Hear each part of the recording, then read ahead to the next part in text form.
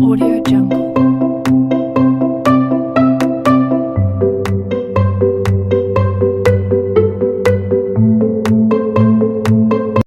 Warahmatullahi wabarakatuh. Selamat siang, salam sejahtera bagi kita semua. Saya Rabia Lina Mubahrini Manda, NIM 85989342. Di sini saya akan menampilkan video pembelajaran PKR model 221.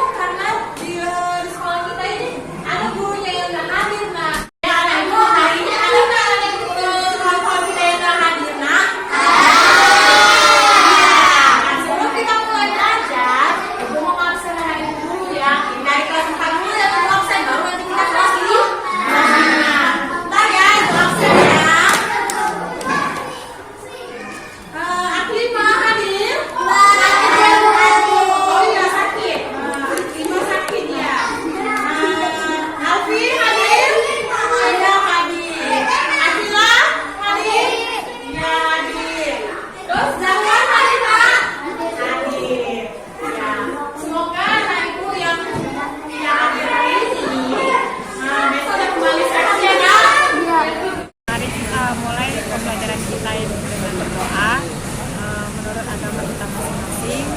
Yuk ketua kelas pimpin doanya ke depan.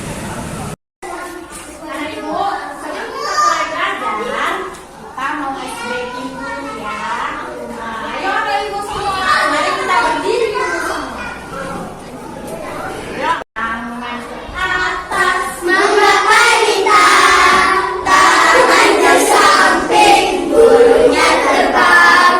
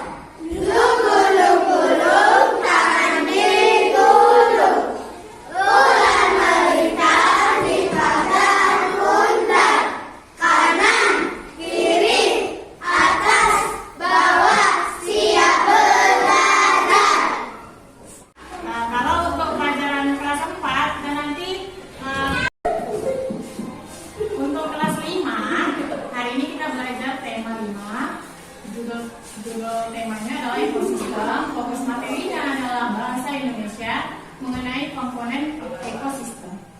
Ibu, tujuan pembelajaran kita hari ini pelajaran IPA. Nanti anak ibu setelah melakukan pembelajaran, anak ibu bisa menyimpulkan sifat-sifat cahaya dan hubungannya dengan penglihatan dengan. Kemudian Kalau untuk yang kelas 5, setelah nanti kita belajar, anak ibu nanti mampu menemukan pokok pikiran dalam bacaan secara tepat. Dan itu anak ibu bisa membuat pertanyaan yang berhubungan dengan bacaan secara tepat. Sebelum kita mulai pembelajaran di kelas 4, anak ibu yang kelas 5 silahkan baca dulu teks non-fiksi tentang ekosistem berikut. Ya, baiklah anak ibu kelas 4, mari kita masuk ke materi IPA kelas 4, yaitu mengenai cahaya. Apa itu cahaya? Ada yang tahu anak ibu apa itu cahaya? Cahaya adalah salah satu dari gelombang elektromagnetik sehingga dapat merambat dalam ruang hampa yang memiliki sifat-sifat tertentu yang menyebabkan bahkan dengan kualitas yang semakin baik sehingga objek benda tersebut dapat kita lihat dengan sempurna. Cahaya juga merupakan suatu bentuk energi yang sangat penting yang dibutuhkan oleh seluruh makhluk hidup yang ada di bumi. Tanpa adanya cahaya, kehidupan di bumi pun dipastikan tidak dapat berjalan sempurna. Semua makhluk hidup menggantungkan hidupnya, baik secara langsung maupun tidak langsung, terhadap keberadaan cahaya. Nah, itulah tadi pengertian dari cahaya.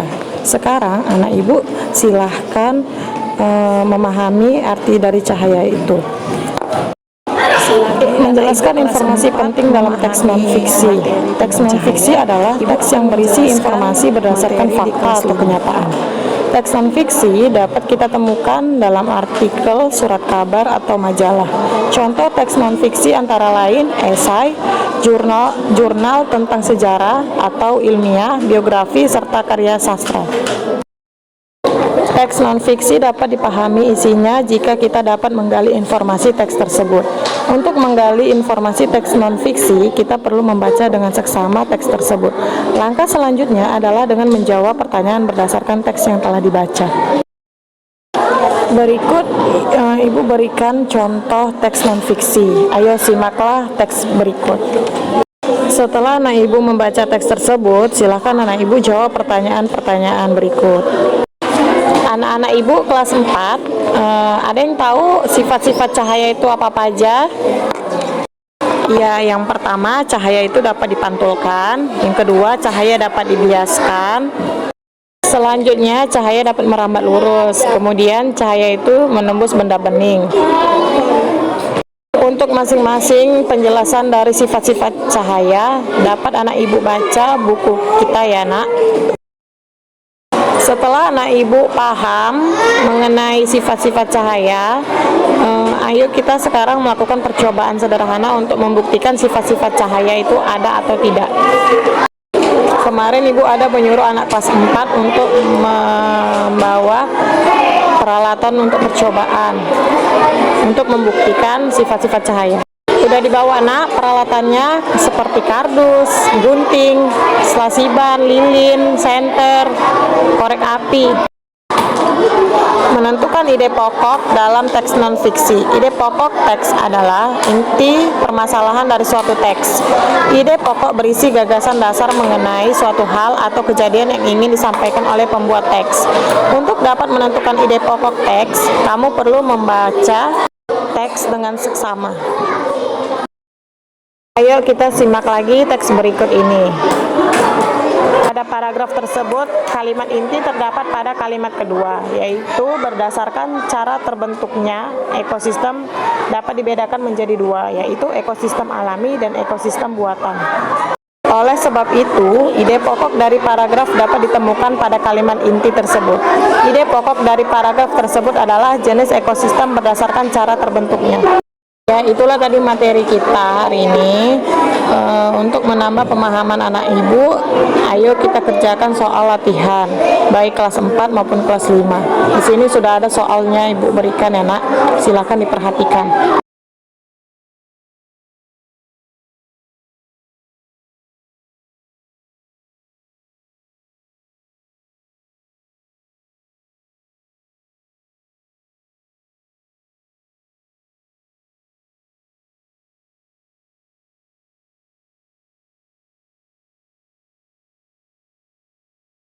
Kira-kira ada lagi yang mau ditanya anak ibu? atau ada yang kurang paham? Adakah anak ibu yang bisa menyampaikan kesimpulan atau rangkuman pembelajaran kita hari ini, baik dari kelas 4 dan kelas 5? Ayo, dipersilahkan.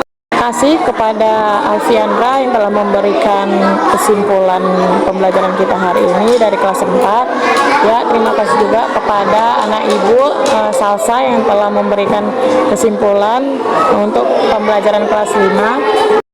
Baiklah nak, ibu akan memberikan tugas anak ibu di rumah. Untuk kelas 4, anak ibu jangan lupa mengerjakan tugasnya pada buku tema 5 halaman 73 ya nak. Untuk kelas 5 jangan lupa tugasnya di halaman 80 tema 5 juga. Oke nak? Semoga anak ibu bisa memahami isi materi kita hari ini. Wabillahi taufiq wal hidayah. Assalamualaikum warahmatullahi wabarakatuh.